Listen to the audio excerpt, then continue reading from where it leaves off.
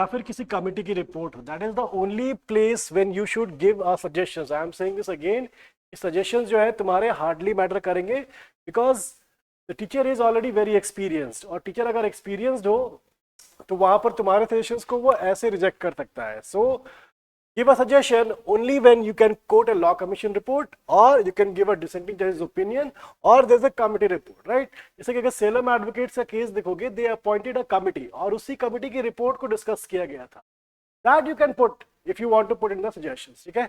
so just to memorize कि just to summarize कि हम लोगों ने अब तक क्या क्या किया है कि थ्योरी बेस्ड क्वेश्चंस में 3 स्टेप प्रोसेस होता है, ठीक है? तो फर्स्ट स्टेप इज कि हम लोगों को इंट्रोडक्शन लिखना है। इंट्रोडक्शन में हम लोग ज्यादा कुछ नहीं करते, 4-5 लाइन जैसे कि मैंने बताया था, उसमें हम लोगों को अपना रेस्ट्रिक्ट कर देना है। सिर्फ अपने डॉक्ट्रिन को या मैक्सिम को मेंशन करो, वहां पर एक्सप्लेनेशन में मत जाओ। लेकिन जब हम लोग मेन बॉडी में आते हैं तो वहां जाकर के हमारी जो एक्सप्लेनेशन होती है वहां पर करते हैं हम लोग।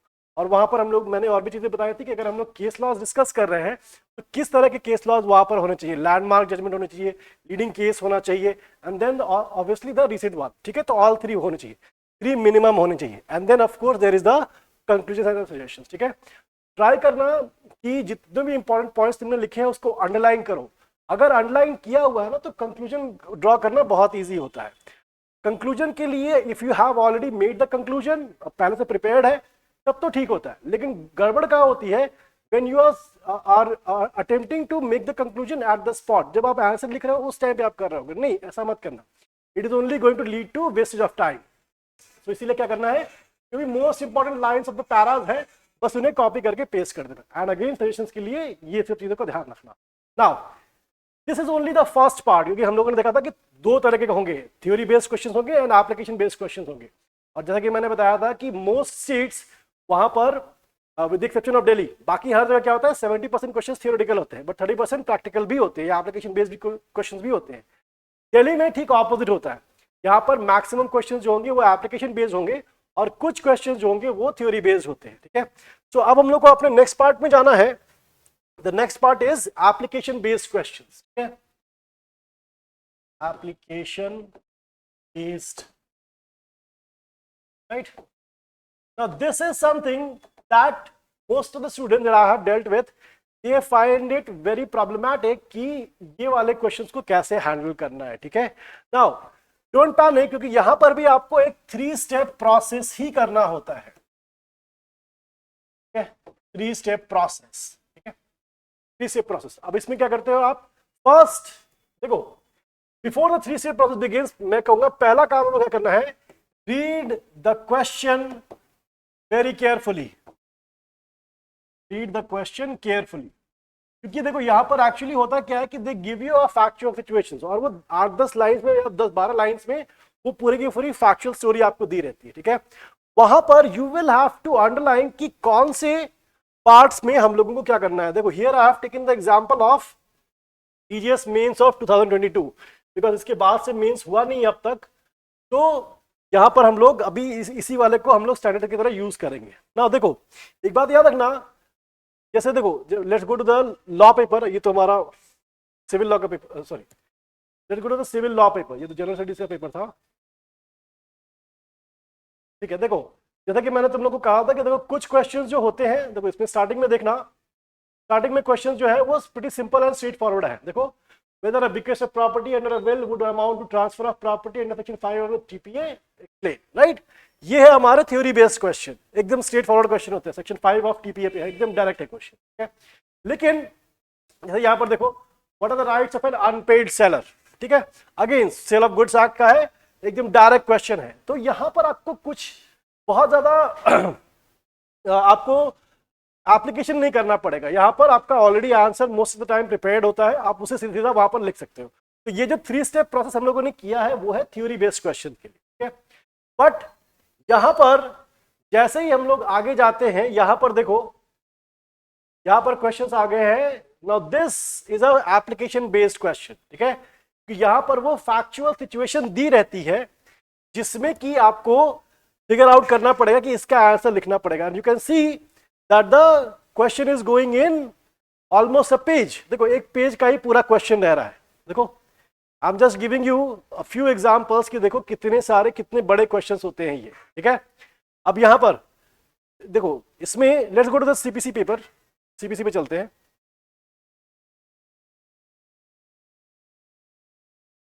Just give me a minute, एक मिनट। देखो राइट, यहां पर देखो जैसे तुम लोगों को कहा था, the concept of res judicata and estoppel theory based question है, लेकिन principle and scope of primary and secondary evidence again theory based question है। बट थोड़ी देर बाद ही हमारे प्रैक्टिकल क्वेश्चन हमारे स्टार्ट हो जाएंगे, जैसे कि यहाँ पर है हमारा क्वेश्चन नंबर 10 है, ठीक है। अब उसमें फैक्चुअल सिचुएशन दी हुई है कि प्लेंटिफ ने ये किया, डिफेंडेंट ने ये किया, यहाँ पर जुरिडिक्शन ऑफ मुंबई था या नहीं था, all of those points have been dealt here. और फिर यहाँ पर बोला गया है सेक्शन 14(3) ऑफ लिमिटेशन एक्ट से उसको रिलेट करके क्वेश्चन पुट अप किया गया। This is a classic example of an application based question.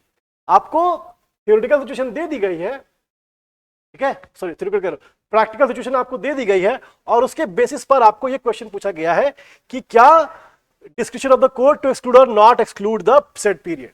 तो ये है आपका क्वेश्चन कि एक्सक्लूड होगा या नहीं होगा इस सिचुएशन के बेस पर, ठीक है। नाउ अब हम लोग इसी को स्टैंडर्ड मान के चलेंगे कि दिस इज हाउ इट, और आगे भी हम लोग के जितने भी क्वेश्चंस आएंगे ऑल ऑफ देम, देखो फैक्चुअल सिचुएशन दे करके फिर बोलेगा कि rejection of suit whether suit is barred by law or not by giving reasons, ठीक है।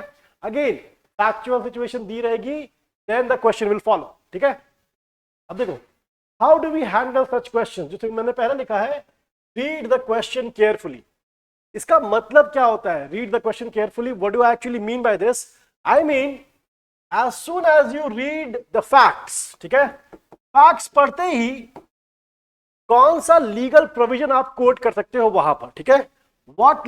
Which legal provision can you quote, कि अगर आप ये पढ़ते हो तो वहां पर आपके मन में तुरंत कौन सा लीगल प्रोविजन स्ट्राइक करता है, ठीक है। So read the question carefully का मतलब क्या है? फैक्ट्स पर आपको देखना है कि कौन सा लीगल प्रोविजन यहां पर लगेगा। जैसे कि यहां पर हम लोग देखते हैं, यहां पर देखो जैसे लिखा है it is an agreement to sell, like अब देखो यहां पर उन लोगों ने सिंपली लिखा हुआ है अग्रीमेंट टू सेल, ठीक है।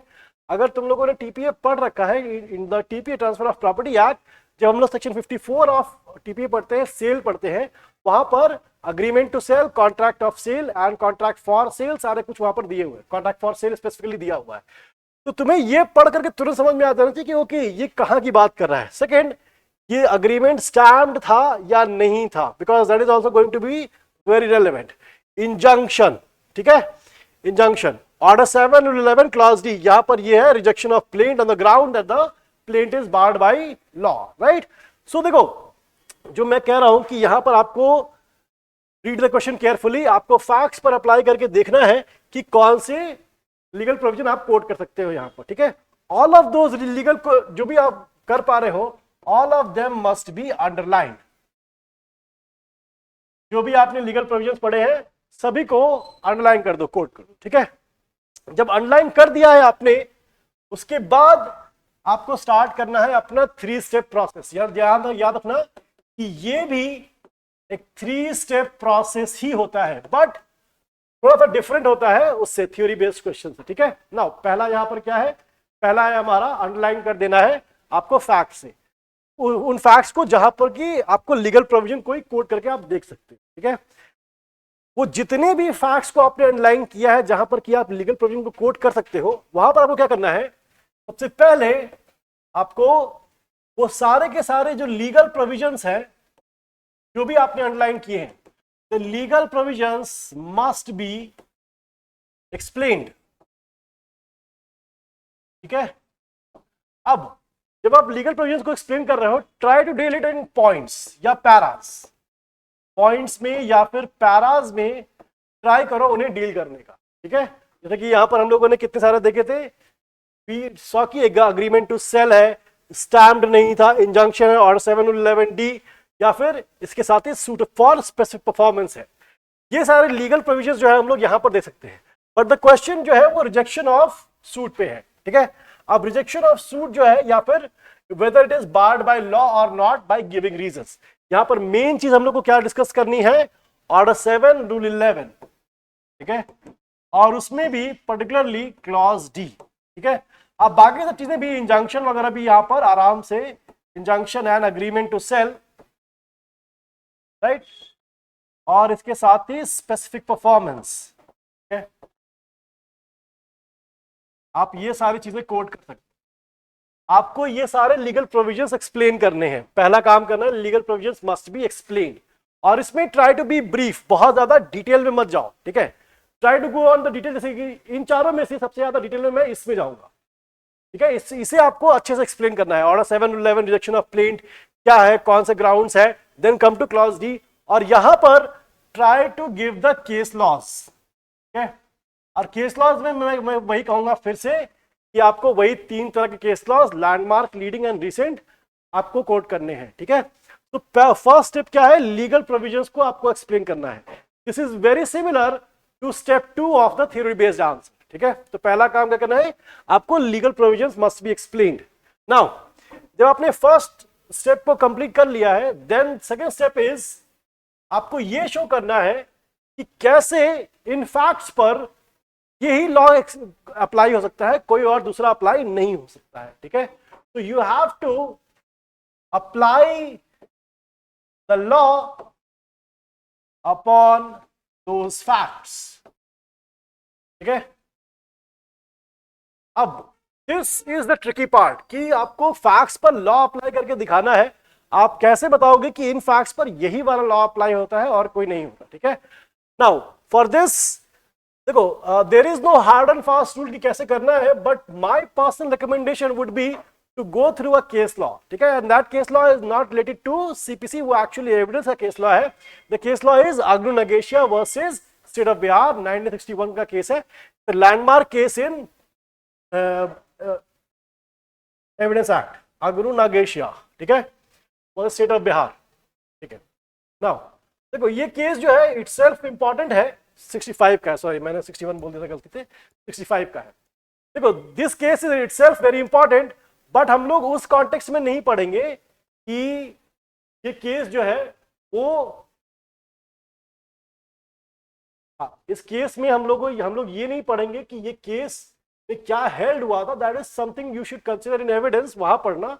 यहां पर हम लोग किस कॉन्टेक्स्ट में पढ़ते हैं, देखो जो अग्नू नगेशिया ने जो स्टेटमेंट दी थी, ठीक है, यहां से देखो, my name is the first, यहां से पढ़ना है, the first information report reads as follows, my name is Aghnoo Nagesia, और उसके बाद my father's name is this this this, he narrated the whole incident to the police officer, ठीक है, and it's also a landmark case of a confessional statement to a police officer, confessional FIR के case context में पढ़ते हैं हम लोग, let's not get into that, but हम लोग को ध्यान रखना है कि जब वो ये इंसिडेंट नैरेट कर रहा था पुलिस ऑफिसर को, the police officer took it down, ठीक है, उसने उस चीज को रजिस्टर किया।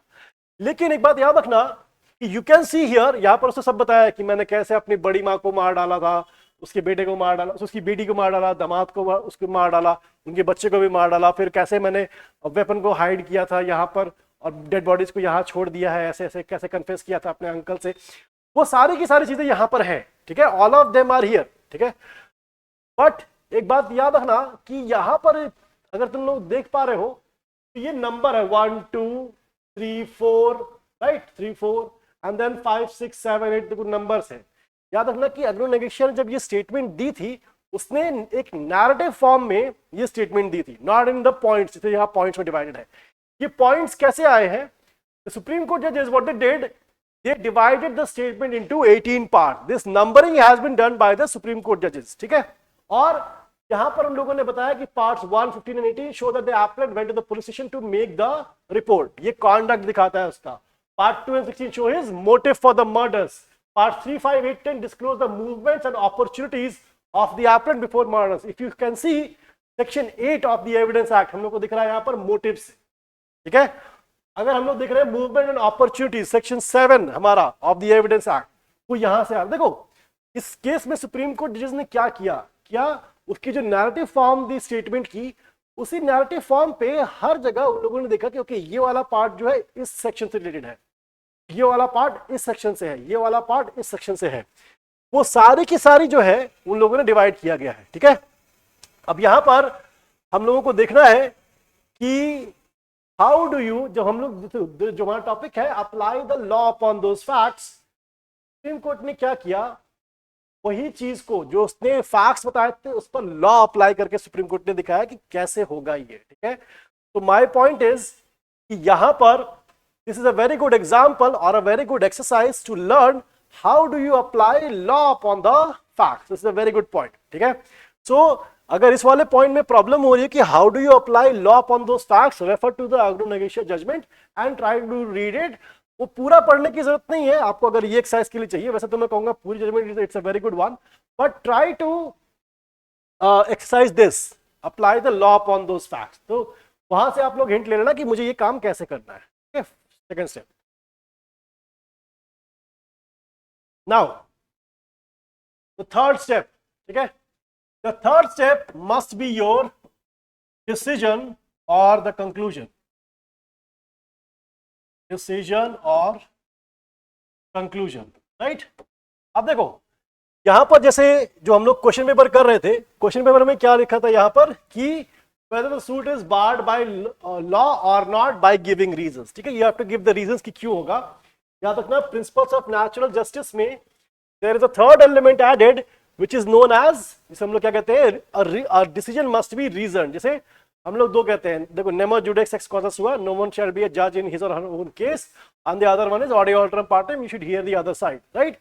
ये दो के बाद there is a third one which is a reasoned decision, there must be a reason behind every decision। तो जो भी अपना डिसीजन दोगे या कंक्लूजन दोगे, इसमें you have to give reasons for your answer, ठीक है। आपको अपने आंसर के लिए रीजन देने पड़ेंगे। एंड द कंक्लूजन या जो डिसीजन आपका रहेगा, याद रखना कि कभी भी बहुत स्ट्रॉन्ग लैंग्वेज मत यूज करना, ठीक है, कि the plaint shall be rejected, नहीं, कभी मत यूज करना। Even if you feel the plaint shall be rejected, the language that you are going to use is the plaint is liable to be rejected, ठीक है। This is the choice of words that should be there, ठीक है। कभी भी ऐसा मत करना कि जस्ट गो अराउंड और आप एकदम ही क्या कर दो कि एकदम बोलो कि the plaint is to be rejected, the plaint has to be rejected, उसमें मत जाना। स्ट्रॉन्ग लैंग्वेज बहुत मत यूज करना। कैसा करोगे, the plaint is liable to be rejected. और अगर मान लो एप्लीकेशन डिसाइड करने का आया है, तो एप्लीकेशन डिसाइड करने के लिए आप क्या करोगे, बोलोगे the application is liable to be allowed और the application is liable to be rejected, जो भी आपको लगे, ठीक है। याद रखना कि this is a 3 step process. Application based question में हम लोगों को पहला काम, and I am stressing this again, आपको रीड द क्वेश्चन केयरफुली। सबसे पहला काम क्या करोगे, क्वेश्चन को बहुत अच्छे से पढ़ोगे, फिर देखोगे कौन से लीगल प्रोविजंस आप कोट कर सकते हो, उसको अंडरलाइन कर लो। That is how you are going to figure out कि मुझे लीगल प्रोविजंस कौन कौन से एक्सप्लेन करने हैं, सारे के सारे करोगे। Same as step 2 of theory based answer, जो हम लोगों ने वहां किया था, वही चीज आप यहां पर भी करते हो, ठीक है। Second step. अब ये हमारा फर्स्ट स्टेप है, याद रखना इसमें कि ट्राई करना जितने रिसेंट केस लॉज आप डाल सको उतना अच्छा होगा, right.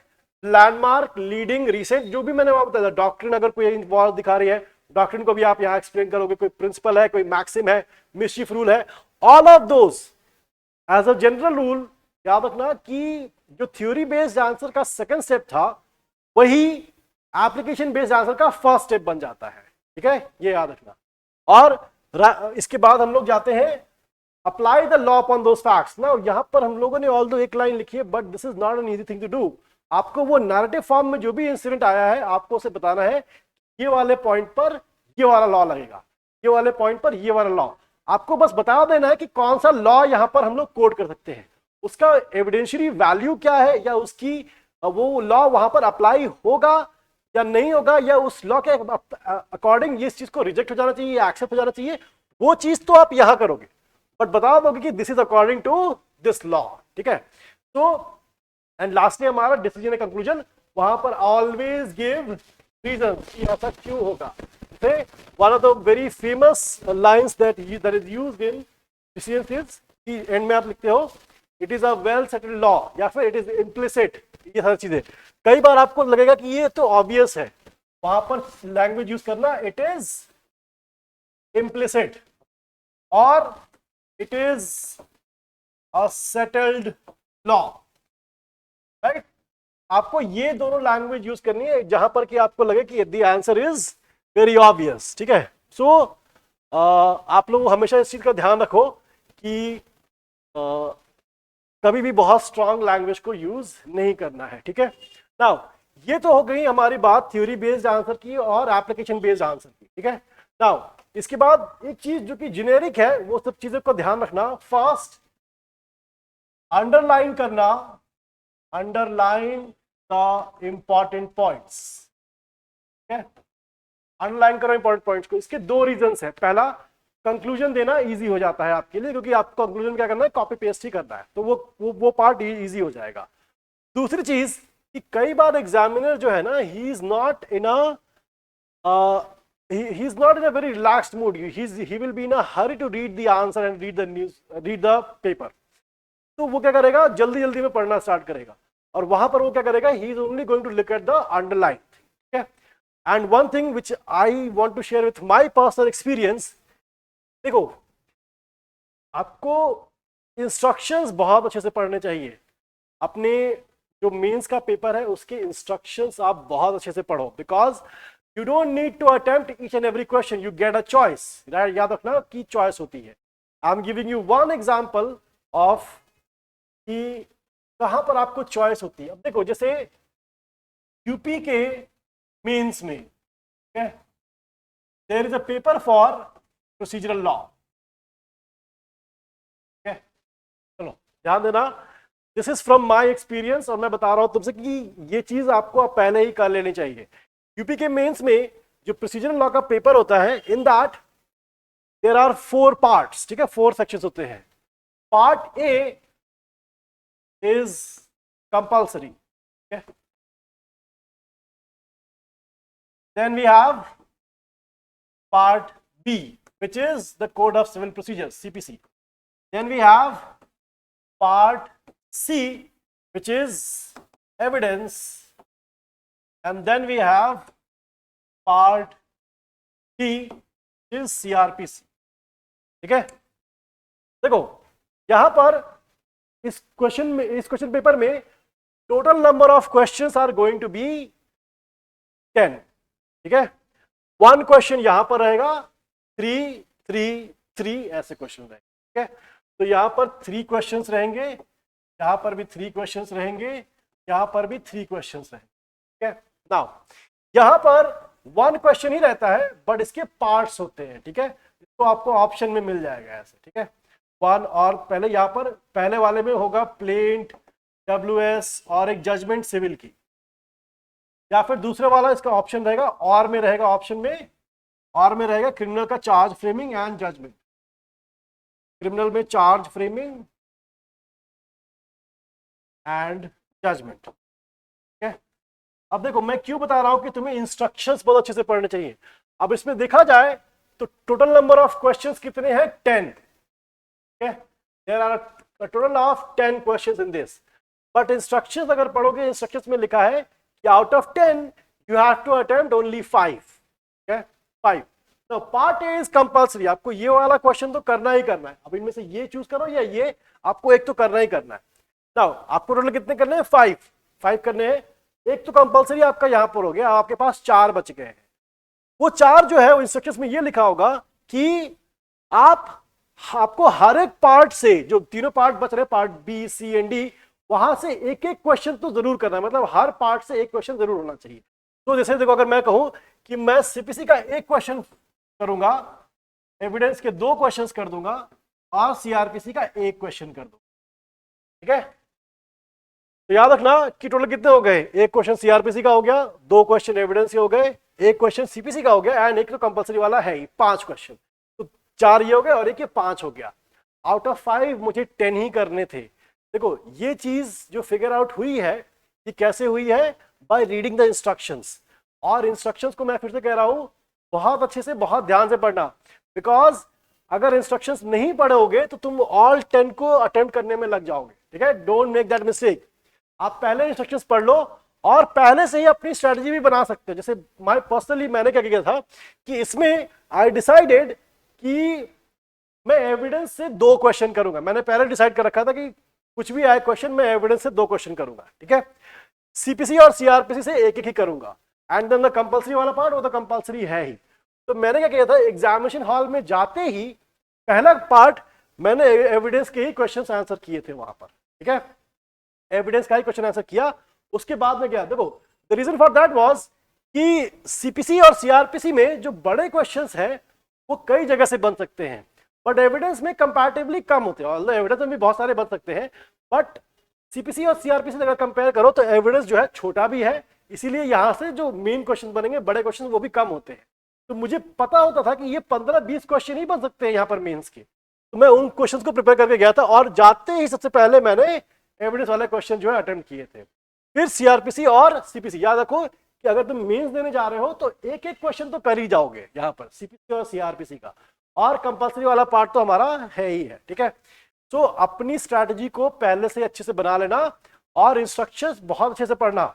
In fact my advice would be कि आप आपको क्या करना है कि आप गूगल पे सर्च करके जो क्वेश्चन पेपर होता है क्वेश्चन पेपर पूरा लेना, और इंस्ट्रक्शन सबसे अच्छे से पहला क्वेश्चन जो आपको कहीं भी मिल जाएगा, लेकिन इंस्ट्रक्शंस जो होते हैं वो नहीं मिलते कहीं भी। तो आप क्या करोगे कि आप इंस्ट्रक्शंस को अच्छे से पढ़ करके और पहले से ही फिगर आउट कर लोगे कि मुझे कितने क्वेश्चंस करने हैं और मुझे कहां से क्वेश्चंस करने हैं, ठीक है। तो मैंने आप लिए फिगर आउट कर दिया था कि मुझे एविडेंस से करना है। अगर आप चाहो तो आप सीपीसी चूज कर सकते हो और यू कैन चूज सीआरपीसी, ठीक है। So this is for my lecture for the mains answer writing question, ठीक है। अगेन मैं कह रहा हूं mains is the most important stage, और यहां पर आपको हर बार याद रखना कि ये ध्यान रखना जो मैंने एकदम स्टार्टिंग में बोला था कि prelims is just a qualifying stage, interview can go either way, very good very bad, ठीक है, बट मेंस ही आपका सिलेक्शन कराता है and it is the most important stage. तुम्हें अगर जज बनना है तो मेंस पर फोकस करो। अगर मेंस में गड़बड़ किया बेटा, प्रीलिम चाहे आपका जितना भी अच्छा हो, और अगर आप मेंस में गड़बड़ कर रहे हो और उसके बाद चाहे इंटरव्यू में चाहे जितना भी अच्छा कर लो, you will not be able to qualify. That is, I know कि that sounds harsh but that is the truth, ठीक है। तो this is for my lecture on mains answer writing की थ्योरी बेस्ड क्वेश्चन को और application based question को आप कैसे हैंडल करो, ठीक है। चलो, थैंक यू एवरीवन।